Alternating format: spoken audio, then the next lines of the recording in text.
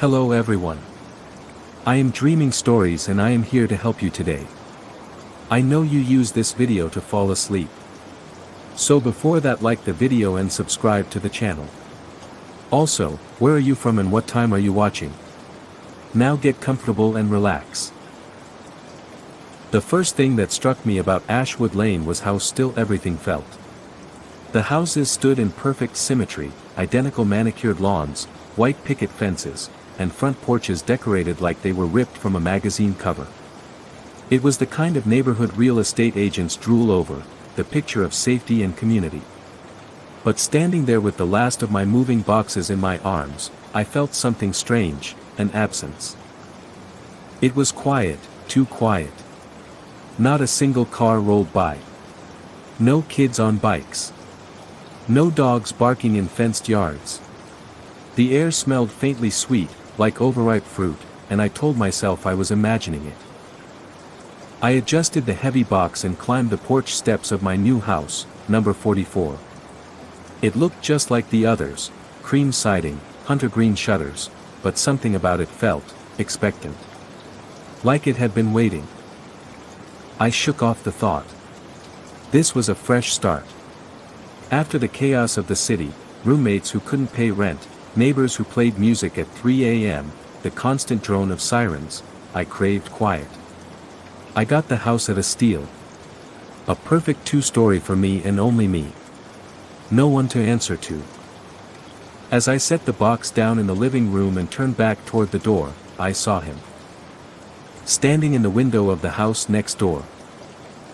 A man, tall, thin, dressed in black slacks and a charcoal button-up. His skin was pale, like he hadn't seen sunlight in years, and his hair slicked back, almost wet-looking. But it was his eyes that froze me. Wide. Dark. Fixed on me with a stillness that felt unnatural. And he wasn't blinking. I forced a polite smile and gave a little wave, but he didn't move. Didn't even twitch. Just stared, like he was cataloging me, memorizing every inch of my face. When I blinked, I realized how dry my own eyes had gotten. He still hadn't closed his. I busied myself with unpacking after that, telling myself maybe he was just socially awkward. A shut-in. Not everyone was friendly. But as the sun dipped low and orange light washed over Ashwood Lane, I couldn't shake the sensation that his gaze was still on me. By nightfall, the street had transformed into something eerie. Not a single porch light came on, and through every curtained window, there was no flicker of television, no murmur of conversation. The houses looked dead. I cooked a quick dinner, pasta and Jarrett sauce, and tried to distract myself with my phone, but even scrolling felt hollow. I kept glancing at the window, half expecting to see him there, still staring. Around midnight, I finally crawled into bed, exhausted. My bedroom was at the front of the house, which meant the neighbor's house was directly in view through the blinds. I told myself not to look. But of course, I did. And there he was. Still in the same spot, same clothes, same posture. Watching. I yanked the blinds shut and climbed into bed with a thudding heart. I tried to laugh at myself, maybe he fell asleep standing up.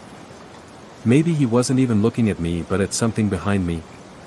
The excuses felt weak. Sleep came in fractured bursts. Every creak of the house jolted me awake. Sometime around 3 a.m., I heard it, a sound so faint I thought it was a dream. Scratch, scratch, scratch. It came from inside the wall behind my headboard. Slow, deliberate, like nails dragging on plaster. I sat up, pulse pounding, listening. It stopped. The silence that followed was worse. Then came a new sound. Footsteps. Above me. In the attic. I didn't own a pet. No one else had a key. I grabbed the baseball bat I kept by the bed and crept toward the attic hatch in the hallway. My breath felt like glass in my throat. I pulled the cord slowly, and the wooden stairs creaked down. Hello. My voice cracked, pathetic in the stillness. No answer. I climbed halfway, peered into the darkness. Nothing but insulation and old beams. But the smell hit me, sweet, rotten, like fruit left in the sun. It clung to the air, thick and cloying. I backed down, shoved the stairs up, and locked my bedroom door. Sleep didn't come after that. Morning brought no comfort. The sun was bright, birds chirped like nothing was wrong. For a few minutes, I let myself believe it had all been nerves, that first night paranoia in a new house. Until I opened the blinds. He was there. Same position. Same stare. Eyes black as tar, unblinking in the harsh daylight. I told myself to be brave, to confront him, but when I opened my front door, he moved. Not toward me, just slightly. His head tilted in this slow, mechanical way, like a puppet on strings. I froze on the porch. "Hi," I called, trying to sound casual. "I'm your new neighbor." His lips curved into a smile. Thin. Almost polite. But it didn't reach his eyes. "I know," he said. His voice was soft, low, but it carried.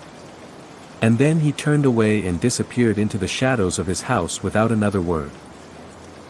I should have left then. Packed my things and never looked back.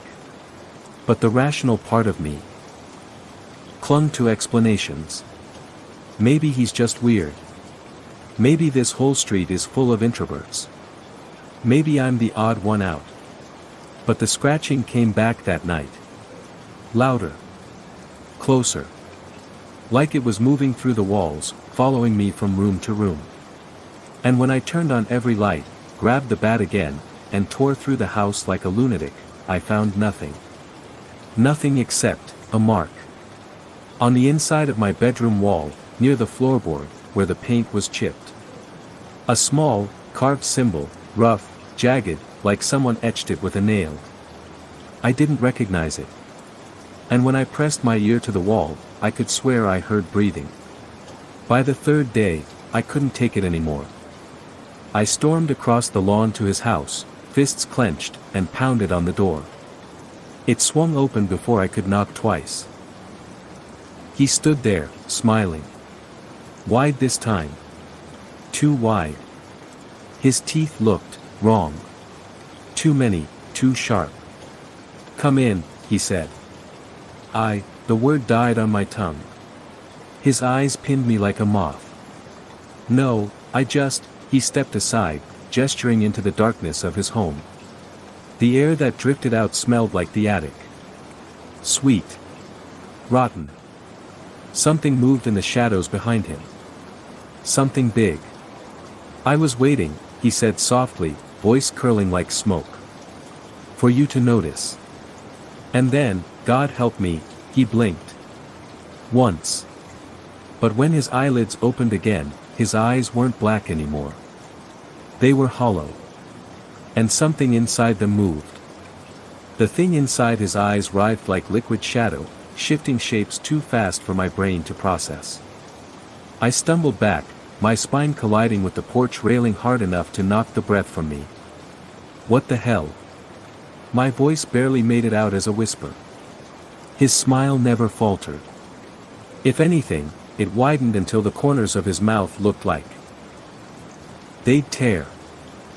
"You saw it," he said, almost gently. "Good." I bolted. Instinct took over before reason could argue. Down the steps, across the lawn, feet slipping on damp grass. My front door slammed behind me, and I locked it, heart pounding like a drum. For a long moment, I stood there, staring at the wood grain of the door, listening for footsteps. Nothing. I peeked through the blinds. His porch was empty. The door to his house was shut. Had I imagined it? No. My hands were still shaking. My body knew what it saw, even if my brain screamed denial. I paced the living room, chewing my nails down to raw edges. I could call the police, tell them what? That my neighbor has creepy eyes and doesn't blink? That something's wrong in his house, but I don't know what. They'd laugh me off the phone. I grabbed my phone anyway. No signal. What the hell? I muttered again. Checked the bars. Nothing. Just no service glaring back at me. That wasn't possible. I had full bars yesterday. I tried Wi-Fi. Gone. No networks. A cold, prickling awareness crawled up my neck. This wasn't an accident.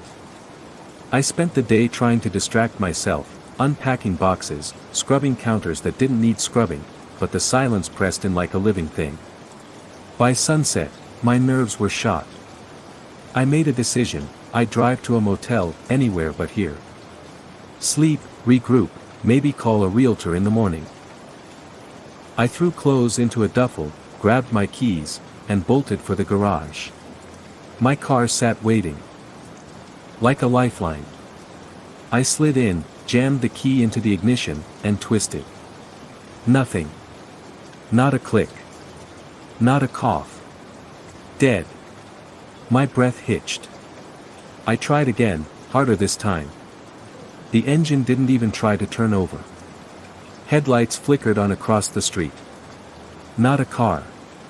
A house.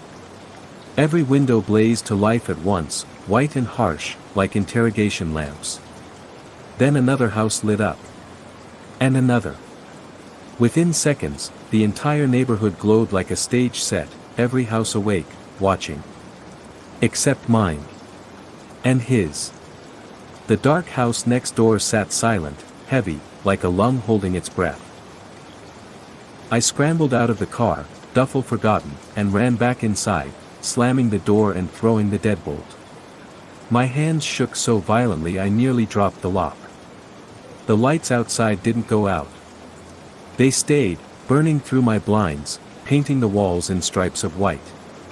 Then came the sound. Scratch, scratch, scratch. From inside the walls again. Louder now, frantic, racing through the house like something searching. And beneath it, faint but there, a whisper. A voice. Syllables I couldn't make out, curling in and out of the scratching like smoke. I pressed my palms to my ears and backed into the kitchen. My eyes landed on the big knife block by the stove. My hand shook as I grabbed the chef's knife, cold steel grounding me in a way nothing else could. The sound stopped. Just stopped. The silence after was worse than the noise. Then, 3 knocks on the front door. Slow. Deliberate. I gripped the knife so tight the handle bit into my skin. Go away. I shouted, voice cracking. Another knock. Louder this time. And then, softly, through the wood, let me in. I didn't answer. Couldn't. My legs moved on their own, carrying me backward down the hall to my bedroom. I locked the door, shoved the dresser in front of it, heart hammering like it wanted out of my chest. Silence again. Until I heard the doorknob turn. Not the front door. My bedroom door. Slow. Testing. The lock held, but the sound of metal clicking made bile rise in my throat. I clutched the knife, staring at the dresser, willing it to stay in place, when I realized something that made the floor drop out from under me. The doorknob was turning from inside the room. I spun just as the closet door creaked open. And a hand slid out, long, thin, grayish-white, with nails like splintered glass. It gripped the frame, and then a face emerged, unfolding from the shadows like something growing wrong. Not him. Not human. Its head tilted at an angle no neck should allow, eyes black pits crawling with things that had too many legs. Its smile was his smile. And in its voice, his voice, it said, I told you. I was waiting. I couldn't scream. The sound stuck in my throat like a shard of glass. My legs reacted before my brain did, shoving me backward until my spine slammed into the far wall. The thing crawled out of the closet on all fours, but not like any animal I'd ever seen. Its Limbs bent in the wrong directions, elbows jutting like knives, fingers splayed and twitching. It moved with a jerky, puppet-like rhythm, as though something else pulled invisible strings. And it never broke eye contact. Its grin stretched impossibly wide, splitting the skin at the corners of its mouth. No blood. Just an awful tearing sound, like paper ripping. I was waiting, it repeated, voice layered now, multiple tones overlapping like a chorus of whispers crawling over each other. My fingers clenched the knife so tight they went numb. I wanted to run, to break through the window, to do something, but the thing blocked the only exit, and behind me was solid wall. It tilted its head again, the motion slow, deliberate, studying me like a predator deciding where to bite first. "You're wrong," I managed to choke out, though my voice shook. "You're not," it laughed. A sound like dry leaves skittering across asphalt. Then it lunged. I don't remember making the decision to swing. Instinct took over. The knife slashed through the air and sank into something that felt like wet clay. The thing shrieked, high-pitched, vibrating through my bones, and reared back, black ichor spilling from the wound. It wasn't blood. It hissed when it hit the carpet, eating tiny holes through the fibers. The smell hit next, sickly sweet and rancid, like rotting fruit mixed with sulfur. My stomach heaved. I ripped the knife free and bolted. The dresser screeched across the floor as I shoved it aside, and I tore out of the room, legs burning, heart slamming so hard I thought it might burst. Behind me came a sound that froze my blood. Footsteps. Fast. It wasn't just crawling anymore. It was running. I didn't look back. Down the stairs, across the living room, fumbling for the front door. My hand slipped on the knob, slick with sweat, before it finally turned and I burst into the night. Cold air slapped my face. The neighborhood glared back at me, every house still glowing, every window bright and blank like blind eyes. And in some of those windows, I saw faces. Dozens of them.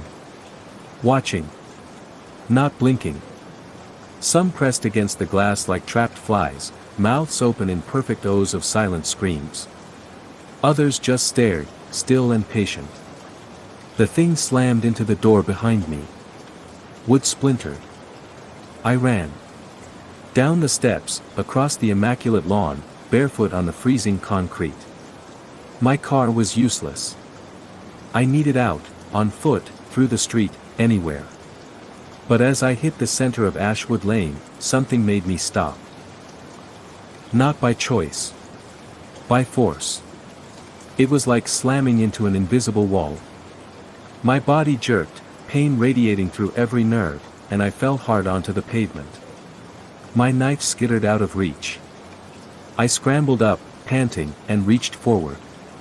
My hands met, nothing. No surface, no barrier I could see. But it was there, soft and solid at the same time, humming under my palms like a live wire. A sound built in the distance. Low at first, like wind in the trees. Then louder. Rising. Voices layered on top of each other, chanting in a language that made my skin crawl. The lights in every house flickered in unison. The chanting grew louder. And then, they stepped outside. Every door on the street opened at once. People poured out. Men, women, children. All dressed in the same muted tones, all moving with that same puppet-like precision. Their eyes. Jesus. Those eyes. Hollow, writhing with shadows that weren't shadows. They circled me slowly, lips curved in the same too-wide smile. The air grew heavy, thick. With that rotting sweetness. And at the head of them all, walking calm and deliberate, was him. My neighbor. Not the thing from my closet, though I knew now they were connected, two limbs of the same monstrous body.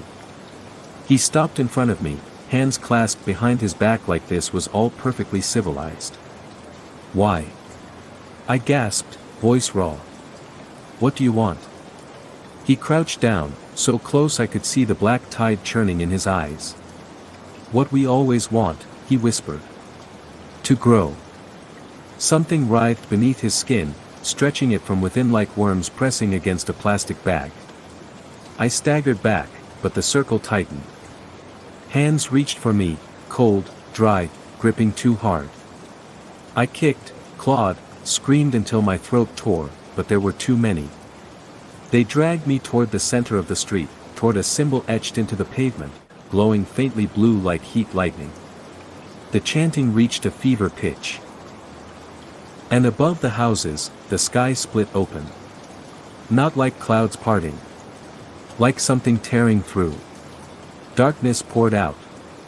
A living shadow, twisting and coiling, filled with eyes that blinked in sickening sequence.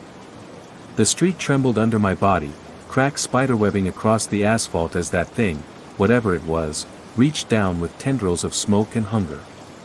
"No, please," my voice broke as cold slid over my skin, burning and freezing all at once. My neighbor knelt beside me, smiling like a proud parent watching a child take their first steps. "Welcome home," he said softly. And then the darkness took me. When consciousness returned, it was not like waking. It was like surfacing through a lake of oil, thick, suffocating, clinging to every thought. At first, I couldn't tell if my eyes were open. Darkness pressed in from every angle, not empty but full, alive. I could feel it breathing against my skin, sliding over me like something tasting, curious and cruel. Then, shapes began to form. Pale faces, ringed around me like moons. My neighbors. Every single one of them. Their features glowed faintly, as though lit from inside by some cold, unholy fire. Their eyes churned with shadows that writhed like nest of snakes. And beyond them, looming like a mountain made of midnight, was it. The thing from the sky. I couldn't comprehend its shape. My mind skittered away from it like water on hot glass. Every time I tried to look, it broke apart and reassembled into something worse. A mass of tendrils. 1,000 arms. A single vast eye that blinked across the universe. It was all of those and none of them, and staring too long made blood pulse from my nose. I tried to move. My body didn't answer. Something bound me, thin as spider silk, strong as steel, pinning my arms and legs to the cracked asphalt where the glowing sigil pulsed brighter with each beat of my heart.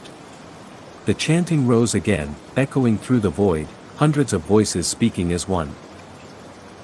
And then, from the circle, he stepped forward. My neighbor. Still wearing that immaculate charcoal shirt, still smiling like this was some polite dinner invitation. But now, the skin around his jaw bulged and rippled as though something crawled beneath it. "You've come far," he said softly, voice curling around me like smoke. "But this is where you begin." I wanted to scream.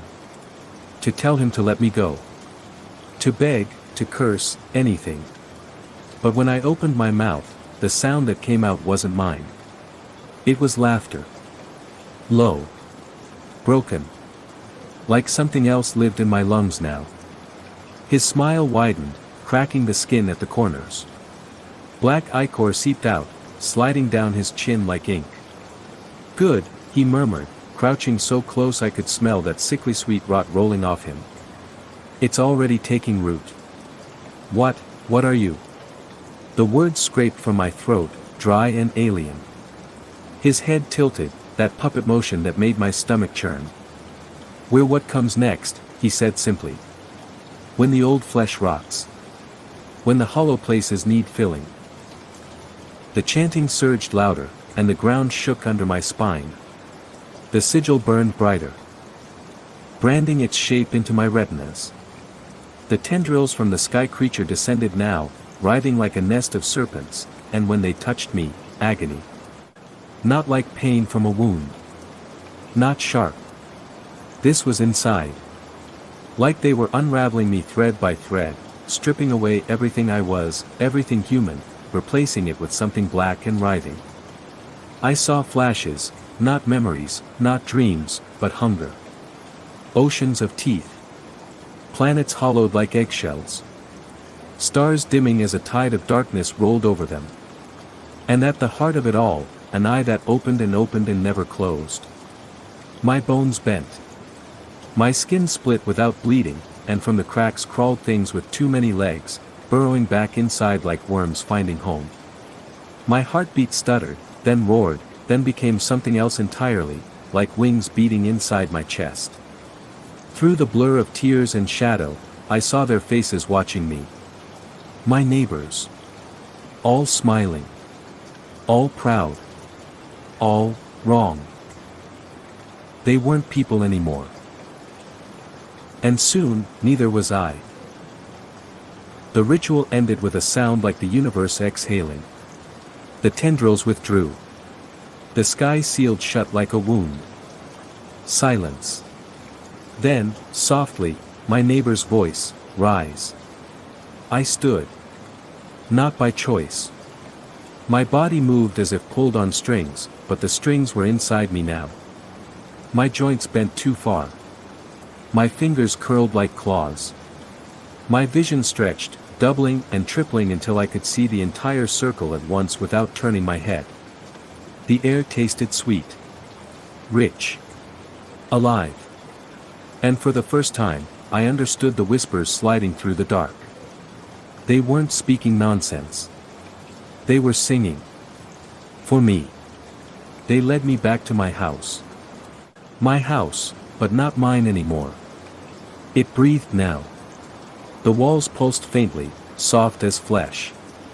The mark carved into the floorboards glowed like an open eye, watching me as I crossed the threshold. "You'll get used to it," my neighbor said, voice warm, almost kind. His jaw split wider than any jaw should, a gaping grin that dripped black. "The hunger feels strange at first. But soon, it will feel like the only truth." I wanted to fight. To scream. To tear out whatever they put inside me. But then the hunger twitched deep in my gut, sharp and sweet. My throat ached with it. And when I looked at him, at his smiling face slick with ichor, I didn't feel fear anymore. I felt kinship. "Rest now," he whispered, placing a cold, dry hand on my shoulder. "Tomorrow, you feed." That night, I sat by the window. Watching. Waiting. The neighborhood slept, or pretended to. Lights out. Curtains drawn. But behind every window, eyes gleamed faintly in the dark. And when the moving truck pulled onto Ashwood Lane at 3 a.m., I smiled. The truck was a long, rattling shape cutting through the silence, its headlights washing pale beams over the perfect lawns. The engine coughed as it idled in front of the house across from mine, a home vacant since I moved in. I pressed my forehead against the cool glass, breath fogging the pain. The hunger curled in my belly like a live wire, sharp and sweet, making my teeth ache. Every inhale dragged that rotting fruit sent deeper into me. It didn't disgust me anymore. It called to me. Two men climbed out of the cab, movers, heavy boots thudding against pavement, voices loud and human in the midnight stillness. They laughed about something, their words blurred by the pounding rush in my ears. I couldn't stop staring at the glow of their skin, the pulse fluttering in their necks. Behind them, a car door opened. The new family stepped out. A woman first, tired eyes, messy bun. Then a man, broad-shouldered, carrying a sleeping child draped against his chest like a rag doll. The hunger surged so hard I doubled over, nails digging crescents into my palms. My mouth filled with saliva thick as syrup. "Tomorrow, you feed," my neighbor's voice coiled in my skull like a promise, soft and absolute. Tomorrow? No. Now. The movers wrestled a couch from the truck, oblivious to the curtain twitching across the street.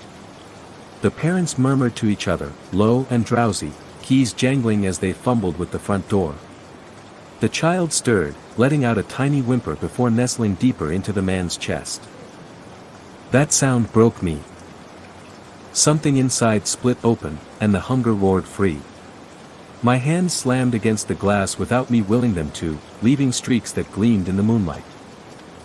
I turned, and froze. He was there. My neighbor. Standing in my hallway like a shadow peeled from the wall, smile carved wide, teeth too sharp, too many. You feel it, don't you? His voice poured into me like warm oil. The itch under your skin. The need. My throat worked around words that tasted like ash. I can't. You can, he said, stepping closer, head tilting in that terrible marionette arc. You must. Or it will eat you. His fingers brushed my jaw, cold, dry, the touch of a moth's wing, and suddenly the hunger wasn't under my skin anymore. It was everywhere. A tidal wave smashing through my veins, drowning thought, choking out reason until nothing mattered but feeding. The front door across the street opened. Light spilled across the porch. Go, he whispered. Claim what's yours. And like a puppet, I obeyed. The night outside was sharp and sweet, thick with the rot smell that no longer sickened me. My bare feet whispered over the grass, and every sound was amplified, the rustle of leaves, the hum of the truck's engine, the fragile rhythm of human hearts beating inside warm flesh. They didn't see me cross the street. Not until I was at the curb, melting into shadow, muscles coiled like wire. The man looked up first. His eyes widened, mouth shaping a question that never left his lips. I hit him hard. Bone crunched under my weight as we crashed onto the lawn, the child tumbling free with a wail that cut through the night like a blade. The mother screamed. High, raw. The movers dropped the couch with a thud, swearing, feet pounding toward us. None of it mattered. The man's throat pulsed under my hands, hot and slick. My teeth sank deep before I even realized I'd opened my mouth. Flesh tore like wet paper. Blood filled my mouth, sweet and metallic, and I drank, gulping, choking, drunk on the taste. The hunger roared approval, flooding me with heat that wasn't heat, light that wasn't light. My bones stretched, joints twisting in ways that should have shattered me, but instead it felt good. My vision split into threads. I saw everything at once, the mother's face frozen in a mask of terror, the movers frozen mid-step, the child crawling toward the couch with wide, wet eyes. I dropped the man's body without looking at it. Turned on the others. They didn't even have time to run. When it was over, the street was silent again. The lights in every house still glowed, but now figures stood in every window, watching, nodding in eerie synchrony, their hollow eyes swirling like storm clouds. The bodies on the lawn didn't look human anymore. They sagged and split, flesh sloughing like wax in heat. From the wounds crawled things, small, skittering shapes with too many legs, too many eyes, before burrowing back into the cracks forming in the pavement. Feeding the roots of whatever slept beneath Ashwood Lane. I stood among the ruin, chest heaving, slick with blood that steamed faintly in the night air. My hands shook, but not from fear. From euphoria. Behind me, my neighbor's voice. Perfect. I turned. He was smiling, always smiling, his teeth catching the moonlight like shards of glass. Do you understand now? He asked softly. I tried to answer, but the words tangled in my throat, drowned under the hunger still simmering in my bones. I swallowed hard, tasting blood that wasn't mine. Yes. His grin widened, splitting impossibly, and something vast and black writhed behind his teeth like an ocean seen through a keyhole. Good, he said. Because this was just one meal. I blinked. The hunger twitched, eager, hungry still. How many? He stepped close enough for his breath, cold as a tomb, to ghost over my skin. All of them, he whispered. For the first time, I looked down Ashwood Lane and saw it. Not just houses. Not just neighbors. A colony. Every home a hive. Every street a vein pumping life into something sleeping deep below. And me? I wasn't a stranger anymore. I was part of it. The days that followed blurred into one long pulse of hunger and heat. I didn't keep track of time anymore. Night and day were meaningless under the black tide that now lived inside me. Every sunset brought new arrivals. Every sunrise left new Hollow's families came with hopes of safety, new beginnings, smiles that cracked wide in terror hours later. And each time, I fed. At first, I fought it. The faint echo of who I'd been clawed weakly in the back of my skull, whispering stop, stop, stop, but the hunger drowned it. Every meal made me less human, every scream I silenced another thread severed. By the 5th, I wasn't sure what name I used to have. By the 10th, I didn't care. The changes started subtle. Skin tightening over bone until my reflection was a stranger, angular, pale, eyes too dark, pupils wide even in full light.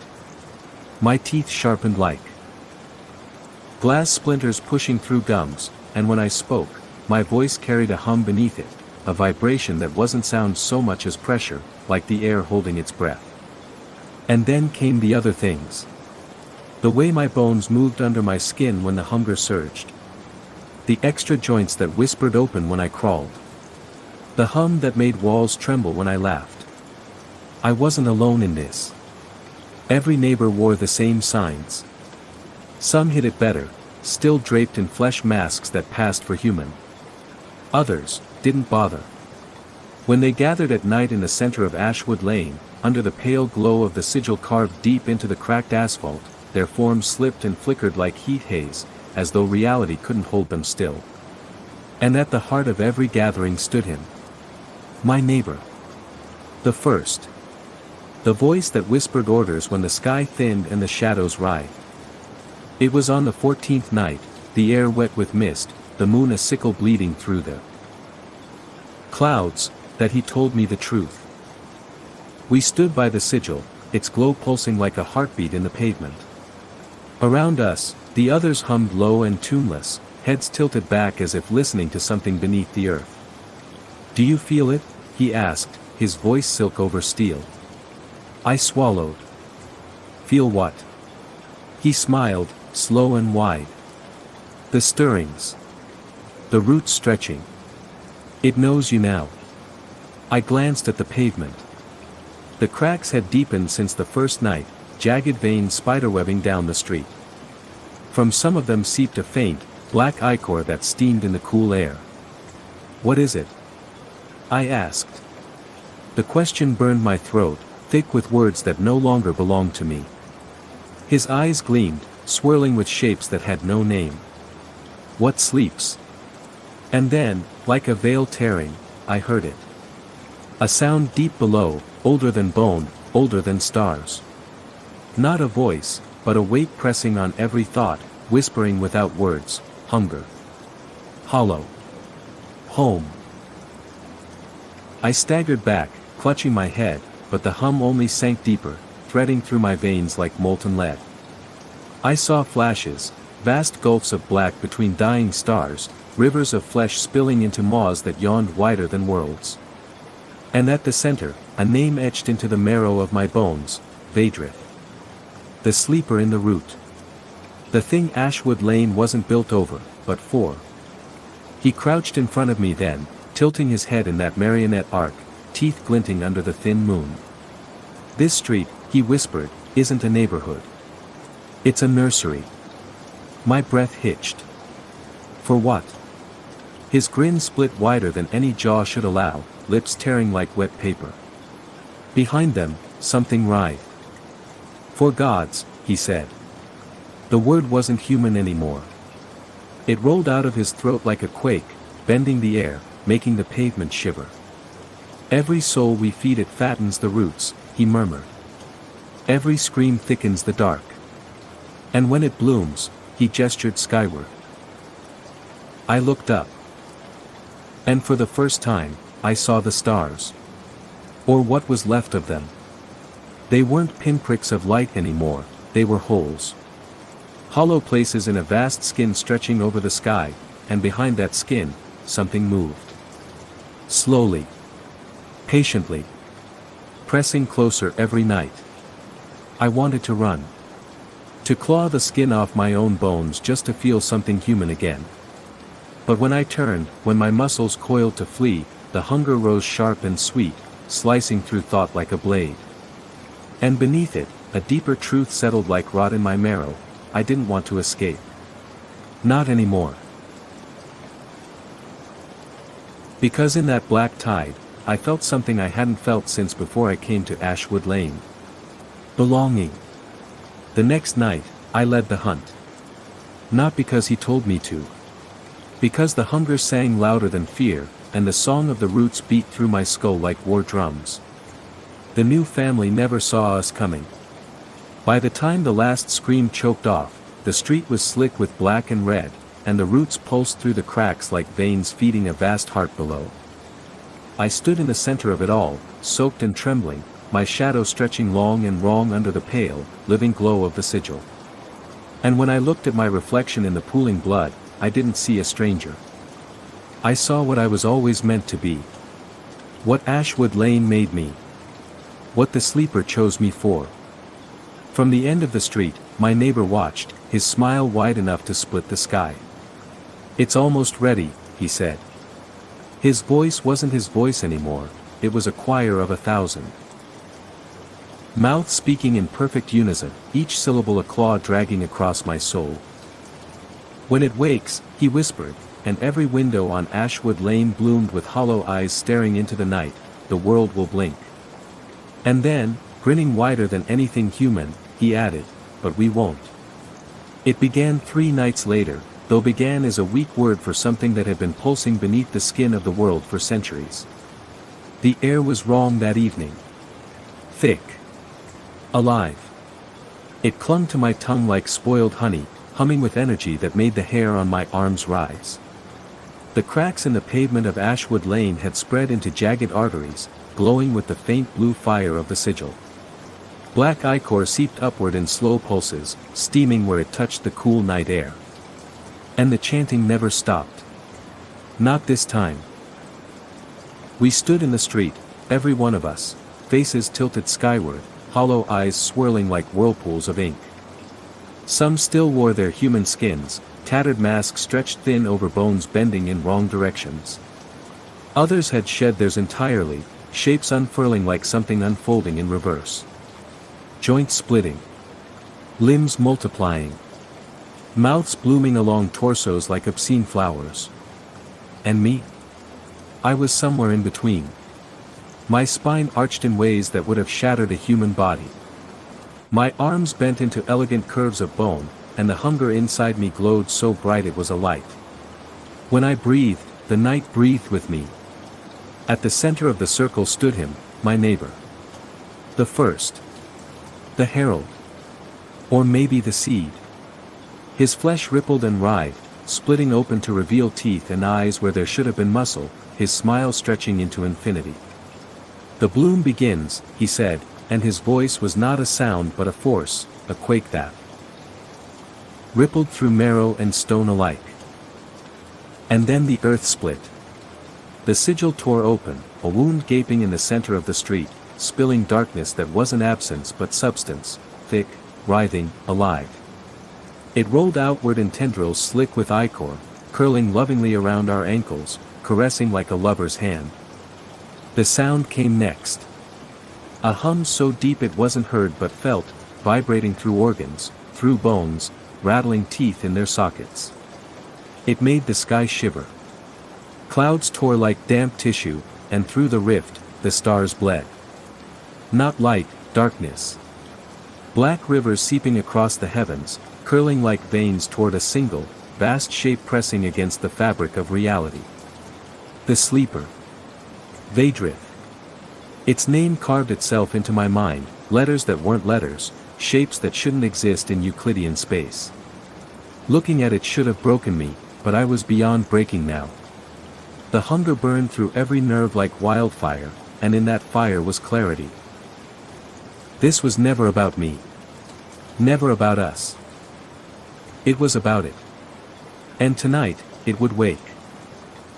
The roots surged up from the wound, black and glistening, studded with eyes that blinked wetly, mouths that mouthed words in a language older than stars. They coiled around houses, splintering wood like paper, pulling structures down into the widening maw of the earth. Screams cut through the chant, high, raw, human. New arrivals. The last ones. I turned toward the sound, a grin splitting my face until my cheeks tore. A family stumbled from their SUV at the end of the street, faces pale in the unnatural glow, their terror bright and sharp in the humid dark. They ran, of course they ran, legs pumping, arms flailing, but there was nowhere to go. Not now. Not with the roots closing every exit, slamming down like walls of living stone, sprouting mouths that dripped strings of black saliva onto the asphalt. I moved before I even thought. Muscles unfurled, extra joints opening with wet pops, and I ran, not like a human, but on all fours, my limbs arching high like a spider's. The air sang against my teeth as I lunged, catching the slowest of them, a man, dragging him into the circle of light. He fought, of course. They always fight. But his blows landed soft, meaningless. My jaws split wide, wider, until my throat gaped like a second mouth, and when I bit down, his scream became part of the chant. The woman fell next, her nails raking strips of my skin that slithered back into place before she hit the ground. The child tried to run, tiny legs pumping, but my neighbor plucked her up gently, almost tenderly, before handing her to the roots. They swallowed her whole, mouth sighing with pleasure as the sigil flared brighter than ever, vomiting light that wasn't light into the sky. The rift widened. And then the sky broke. It didn't tear. It peeled. Like the lid of an eye sliding open. Behind it, there were no stars. No void. Only Vadrith. Its form was a storm of flesh and shadow, limbs sprouting and splitting in endless fractals, eyes blooming and closing like flowers, each one filled with teeth instead of pupils. Its presence crushed the air from my lungs, not because it weighed anything, but because reality bent under the gravity of its hunger. I fell to my knees, not in fear, but in reverence, as its voice bled through the sky, hollow made whole. Feed. Bloom. The words weren't sound. They were gravity. They were inevitability. And I understood my purpose. We all did. Ashwood Lane convulsed as the last of the houses collapsed into the wound, leaving nothing but a churning pit of roots and mouths and eyes screaming joy into the night. My neighbors shed the last of their skins, rising on limbs like towers of bone, their bodies unfolding into impossible geometries, their mouths splitting into spirals of teeth. I followed. Bones cracked, skin sloughed, muscles twisted into arcs that defied sense. Joints opened like wet flowers, and from my spine sprouted tendrils tipped with eyes that blinked in fevered rhythm. I wasn't human anymore. I wasn't me. I was what I was always meant to be, a vessel. A bloom in the garden of the sleeper. And as the roots coiled around me, lifting me high toward the yawning maw in the sky, I laughed, ragged and raw and endless, because I understood the final truth: we were never neighbors. We were seeds. And now, the harvest had come. The last thing I saw before the dark swallowed everything was his face, my neighbor's, tilted back in ecstasy as the roots dragged us into the maw of Vadrith, his grin splitting until it wasn't a grin anymore but an abyss. And then, nothing but hunger. Nothing but the bloom. Nothing but the truth. The world ended quietly. Not with fire, not with screams, not even with thunder. It ended like a breath drawn and never released. When I surfaced from the dark, a rebirth, not a waking, the air was different. Thick with spores that glittered faintly in the perpetual twilight. The sky no longer had color, only veins pulsing with pale light beneath a skin stretched taut across an infinite wound. Ashwood Lane was gone. So were its neighbors, its town, its borders. In their place sprawled a landscape that pulsed and breathed, a living quilt of roots and bone and flesh threaded with rivers of black ichor. Where trees once stood, there rose spires of cartilage crowned with clusters of teeth that clicked in ceaseless rhythm. The wind moaned through ribcage arches that had once been homes. And far above, hanging like an ulcer in the sky, was the eye. The eye of Vedrith. Open now. Always open. Its gaze swept across the horizon like a tide, and every time it passed over me, my skin rippled, my bones sang, and the hunger flared so bright it drowned all thought. This was no earth anymore. This was the root. And I, what was I? I stood on a hill that had once been asphalt, the broken skeleton of a stop sign jutting from the meat-like soil at my feet. My shadow stretched long and wrong in the bleeding light. Limbs spidered and split, extra joints yawning open like smiles. From my spine unfurled tendrils tipped with blinking eyes, tasting the damp air. My mouth, no, mouths, clicked softly as they whispered the name that now beat in the marrow of every bone on this remade earth. Vedrith. I wasn't alone.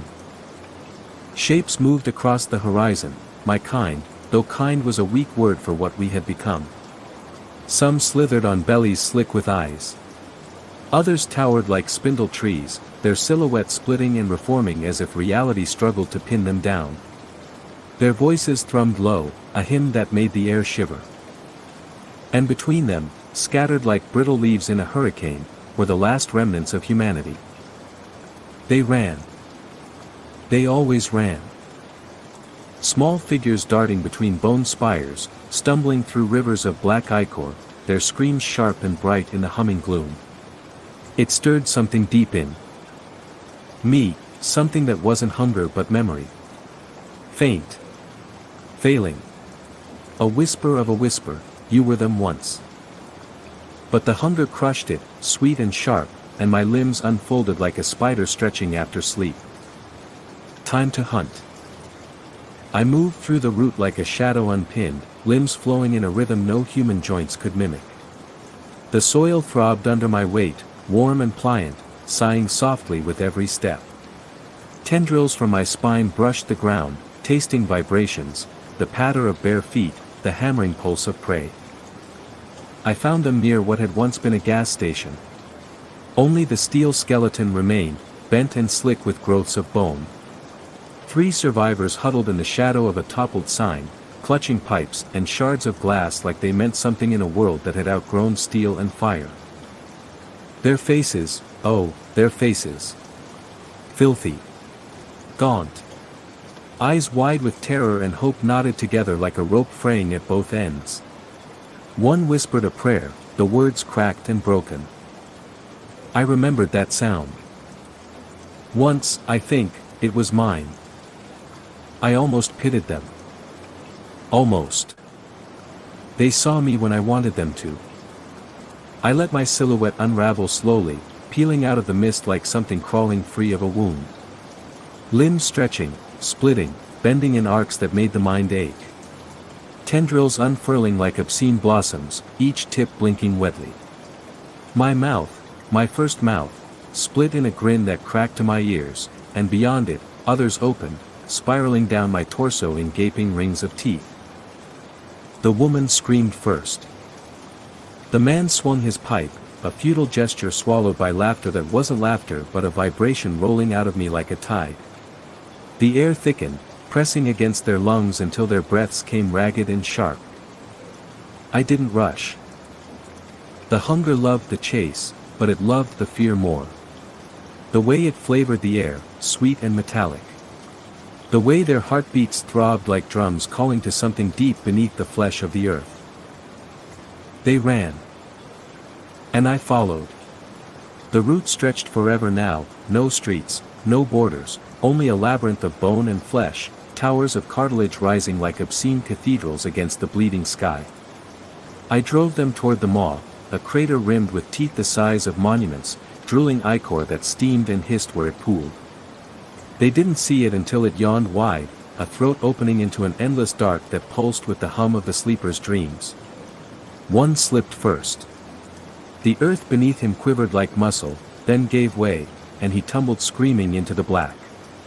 The sound cut off like a thread snipped clean. The woman and the other man skidded to a halt at the edge. The man turned, eyes wild, and charged me with his pathetic shard of glass. It broke against my skin with a whisper. I split him open with a single movement, soft, precise, as his ribs peeled back like petals and the warmth inside steamed in the cold air. The hunger sang as I devoured, each swallow burning sweet, feeding not just me but the root itself. The woman didn't fight. She dropped to her knees, sobbing, words spilling from her lips in a language I no longer recognized. A prayer, maybe. Or a plea. For a moment, a flicker, I hesitated. Some echo of her voice curled in my skull like smoke, stirring something I thought was gone. A name. Mine. Hers. It didn't matter. It meant nothing here. I closed my eyes, one set of them, and let the hunger decide. It always did. When the maw sealed again, the root hummed louder, like a heart beating in triumph. I lay sprawled on the steaming ground, slick and trembling, tendrils twitching in fevered rhythm as the ichor slid down my jaws. Above me, the eye blinked once, slow and heavy, and the sound that followed wasn't thunder but laughter, a laughter so vast it bent the horizon, curling the sky like paper in a flame. And in that laughter, a truth bloomed bright and black in my mind: this wasn't the end. This was the seed. The bloom had taken earth. Now it would spread, root to root, star to star, until the hollow places between galaxies pulsed with life, and the hunger sang across every sky. And I, whatever I was now, would be its voice. Its harvester. Its seed-bearer. I raised my head, ichor dripping in fat strings from my teeth, and howled, a sound that wasn't sound, but a wound splitting the air, a summons rolling out like a tide across the flesh of the world. From the distance, others answered. From the sky, the eye smiled. And beneath my feet, the root stirred, whispering the only word that mattered anymore: more. The hunger no longer belonged to me. I belonged to it. It filled every vein, every joint, every thought, until I was nothing but a shape it wore, a vessel carved from bone and memory, moving in harmony with a will older than suns. The root had taken earth. Now it would take the stars. And I would be its hands. The sky split in silence. No storm, no roar, just a slow unzipping of reality, edges curling outward like petals peeled from a rotten bloom. Through the wound poured light that wasn't light but thought made flesh, bending the air until the horizon quivered like liquid glass. Above, the eye widened, bleeding filaments of black fire into the void. They coiled downward, threading through the root, and where they touched, new mouths yawned open, screaming hymns into the soil. And then it came, the sound. A low, rolling vibration that rose from the marrow of the earth, trembling up through my limbs until I was humming with it, thrumming in perfect pitch. It wasn't a call. It was a command. Bloom. The spires began to rise. I watched from the hill of ribs and cartilage where I crouched, tendrils coiled like serpents around me, as the ground convulsed in great shudders, splitting open to birth monoliths of bone slick with ichor. They towered into the rift, twisting together like braided veins, forming a lattice that glowed with the sigils carved into its pulsing surface. A bridge. A gate. The air thickened until breathing was pointless. My chest no longer rose and fell. I had no lungs now, not really. I didn't need them. The hunger fed me. The root sustained me. Around me, the others gathered, once neighbors, now titans of flesh and shadow. Their bodies bent and unbent like origami folding itself in reverse, limbs blooming like grotesque flowers. From their spines sprouted antennae of bone that quivered in the charged air, tasting the pull of the void beyond the wound. And above us, vast beyond thought, the sleeper uncoiled. Not fully, never fully, but enough for the world to shatter under its weight. Its limbs, If they were limbs, poured through the rift in rivers of black geometry, writhing in impossible angles that made the sky weep threads of starlight. Eyes opened and closed in endless succession, each iris a galaxy swirling into a drain, each blink a death knell for 1,000 suns. And in its voice, its terrible, tender voice, came the promise. Further. I felt my purpose unfurl like a bloom soaked in blood. The hunger shifted, deepened, sharpened into something new, not just the need to devour, but to carry. To spread. To plant. I was no longer a hunter. I was a seed bearer. The tendrils at my spine writhed and split, sprouting pods that pulsed with wet, feverish life. Inside each, something stirred, small, blind, perfect. My children. My roots. My contagion. I cradled them with limbs that were not arms, humming low, and they answered in clicks and whispers, their tiny mouths already mouthing the name that filled the air like a storm, Vadrith. The bridge flared white-black, a wound against the wound, and the pull began. Not like gravity, deeper. It hooked into marrow, into memory, yanking me toward the breach as the world behind me convulsed in its death throes. I went willingly, tendrils streaming, eyes blinking in fevered rhythm. The others surged too, a tide of flesh and geometry. Cascading upward, vanishing into the bloom. The stars swallowed us whole. What waited beyond was not space. Not the cold void mapped by human eyes, but an ocean of dark thicker than blood, studded with shapes that twitched and pulsed, birthing and devouring in the same breath. Here, there. Was no silence, only the ceaseless hymn of the root echoing through dimensions that bent and knotted like living thread. Worlds drifted in the dark, their lights dim and fragile, their surfaces crawling with soft things that thought themselves safe. I tasted them before I saw them, the copper tang of seas, the sweet rot of forests, the bright flicker of cities beating like hearts. And the hunger sang. Take. Plant. Feed. We fell upon the first world like rain. A garden planet, lush and blue, its sky bright with auroras that flickered like dying nerves. They saw us coming, bright arcs of fire cutting through their heavens, their cities screaming light into the dark, but what is warning to a tide? I split the clouds like a spear, my limbs unfurling in a blossom of teeth and eyes, my tendrils lashing down to pierce towers and pull them skyward, screaming, into the maw I carried in my own body. They ran. They prayed. They burned their own sky trying to kill us. They only fed the bloom. By the time their oceans boiled and their suns dimmed under the weight of our roots, the soil sang with ichor and the first spires began to rise. I planted my pods in the cracks of their dying crust, whispering to them as they twitched and pulsed, and when they split open, new voices joined the hymn. Not human. Never human again. World by world, the bloom spread. We became a tide blacker than night, flowing through the arteries of the cosmos, cracking the bones of galaxies to suck the marrow from their stars. And through it all, the eye watched, its pupil dilating with pleasure, its whispers curling around my soul like chains of silk, further. Always further. And I obeyed. Not because I had to. Because I wanted to. Because the hunger was no longer a hollow in me. It was me. And as the last light of the last sun flickered like an eye about to close, I opened all my mouths and sang. A hymn for the dark. A hymn for the bloom. A hymn for the thing that was never asleep, only waiting. And across the dead husks of 1,000 worlds, in the silence where stars once burned, the name of my street, my first home, echoed in a language older than time, Ashwood Lane. Where everything began. Where everything will end. The universe is quiet now. Or maybe it's just me who remembers what quiet was. I drift in the dark, carried by roots that coil through the veins of dead suns, tethered to a body so vast no map could hold it. The bloom stretches across the void like frost, devouring light, seeding hunger in every hollow corner. And still, I feel it, the pulse. The push. The command that hums through every thread of what I've become, further.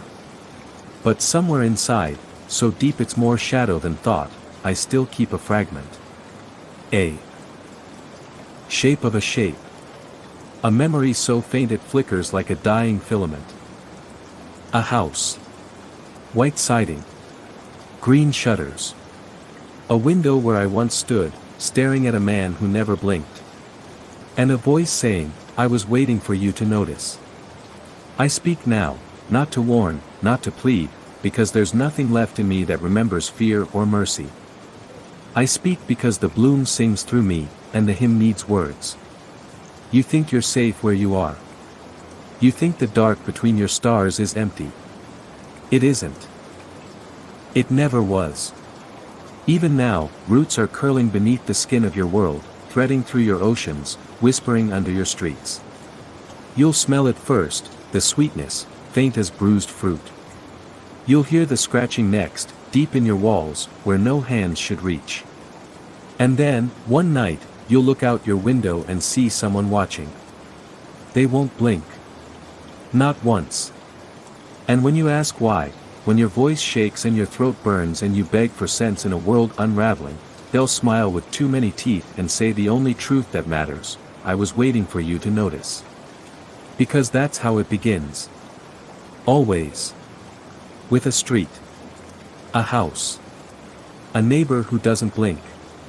And by the time you understand, by the time the walls breathe and the roots bloom and the sky splits like wet paper, it won't matter where you run. There is no away. There is only further. I am the hymn now. The hunger. The hand that carries the seed across the dark. And if you're hearing this, if the static in your walls hums low enough for these words to crawl inside your bones, it's too late. I've already chosen your street. Look outside. Do you see them? The lights that shouldn't be there. The eyes glimmering faint and hollow in the dark. Good. That means you noticed. That means the bloom begins. Don't blink.